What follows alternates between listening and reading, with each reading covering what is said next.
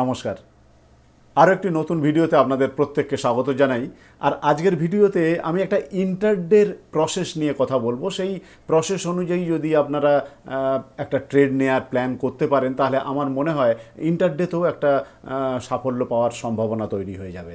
তো আমি সেটা লেআউটের মাধ্যমে আজকে প্রথমে বলার চেষ্টা করব, তারপরে চার্টে আপনাদেরকে কিভাবে দেখানো সম্ভব হয় সেটা আমি দেখানোর চেষ্টা করব পরবর্তী কোনো একটা ভিডিওতে।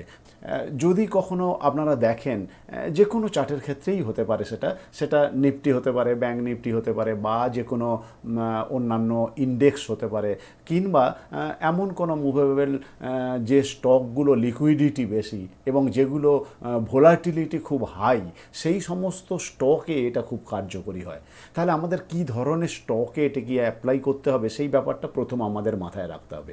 আমি যে সিস্টেমের কথা বা যে সেটআপ বা যে অবজারভেশনটা আপনাদেরকে এই মুহূর্তে রাখার চেষ্টা করব, সেটা হলো একটা ভোলাটাইল কোনো ইনস্ট্রুমেন্টকে আপনাদের প্রথম লক্ষ্য করতে হবে। সেটা ব্যাংক নিফটি হতে পারে, সেটা নিফটি হতে পারে, বা এমন কোনো স্টক হতে পারে সেটা খুব ভোলাটিলিটি বেশি। তো সেক্ষেত্রে এটা খুব ভালো কাজ করে। তো আপনারা সেভাবে স্টককে খোঁজার চেষ্টা করবেন। ব্যাপারটা কি? ব্যাপারটা কিছুই না। ব্যাপারটা হচ্ছে প্রথমে আমাদের দেখতে হবে কোনো নর্মাল ডে, যেখানে কোনো নিউজ থাকে না।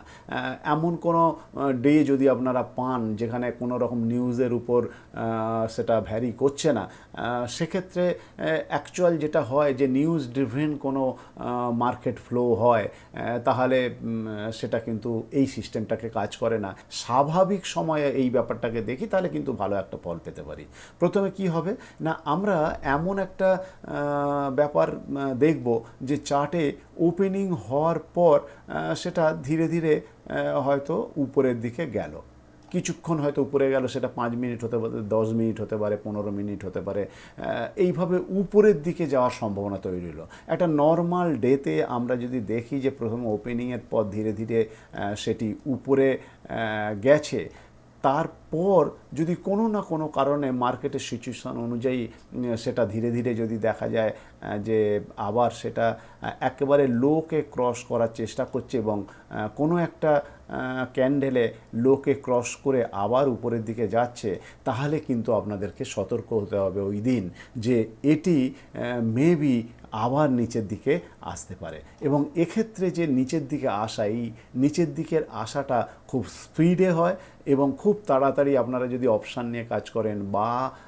ভোলাটিলিটি আছে এমন কোনো স্টকে যদি আপনারা এটিকে অ্যাপ্লাই করতে পারেন, তাহলে কিন্তু অনেক বড় একটা সম্ভাবনা আপনাদের সামনে তৈরি হয়ে যেতে পারে। ব্যাপারটা তাহলে কি হলো না, ব্যাপারটা এই রকম যে মনে করুন একটা স্টক বা কোনো ইন্ডেক্স, সেটা প্রথমের দিকে উপরের দিকে ধীরে ধীরে গেল, তারপর কোনো না কোনো কারণে সেটা ধীরে ধীরে নিচের দিকে আসার পর একেবারে লোকে যখন ক্রস করবে, আমরা সেখানে যদি দেখি যে একটা ভলিউম ক্যান্ডেলে, আমরা এটাকে 3 মিনিটে ধরতে পারি, 5 মিনিটে ধরতে পারি, 15 মিনিটে ধরতে পারি, যে মিনিটেই ধরুন না কেন, 1 মিনিটও আমরা করতে পারি।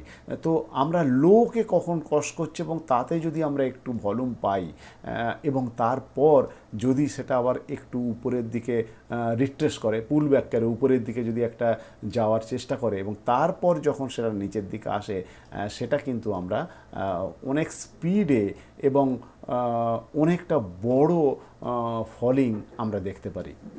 ইনফ্যাক্ট এর জাস্ট অ্যাডভার্স যে ব্যাপারটা, সেটাও কিন্তু আমরা দেখতে পারি। সেটা হচ্ছে কি না, প্রথমের দিকে যেটা উপরের দিকে যাওয়ার পরিবর্তে যদি কোনো স্টক ওপেনিংয়ের পর ধীরে ধীরে নিচে আসে এবং নিচে আসার পর কোনো না কোনো কারণে যদি দেখা যায় সেটা ওপেনিংয়ের উপরে হাইকে ক্রস করে উপরের দিকে যাওয়ার চেষ্টা করছে এবং এই হাই ক্রস করার সময় যদি একটু ভলিউম ক্যান্ডেলে আমরা ক্রসিংটা পাই এবং তারপর যদি সেটা আবার ধীরে ধীরে নিচের দিকে আসে এবং তারপর যখনই ওটা উপরে যাবে, সেখানে কিন্তু একটা চটজলদি অনেক বড় আমরা সুযোগ তৈরি করে নিতে পারি। এই ব্যাপারটা আপনাদেরকে মাথায় রাখতে বলবো এবং সেই অনুযায়ী আপনার বিভিন্ন চার্টে যদি ভোলাটিলিটি আছে এমন কোনো স্টকে আপনারা নজর করেন, এই জিনিসটা আপনারা দেখতে পাবেন এবং এইভাবে একটা সিস্টেম তৈরি করে আপনারা কিন্তু ইন্টারডেতে ভালো ফল পেতে পারেন। এই অবজারভেশন বা এক্সপিরিয়েন্সটা আপনাদের সঙ্গে শেয়ার করলাম। আপনাদের কেমন লাগলো সেটা আপনারা লাইক করে একটু জানান দেবেন। আর এতক্ষণ আমার সঙ্গে জুড়ে থাকার জন্য আপনাদের আবারও ধন্যবাদ জানিয়ে আমি আজকের ভিডিওটা শেষ করলাম। ধন্যবাদ।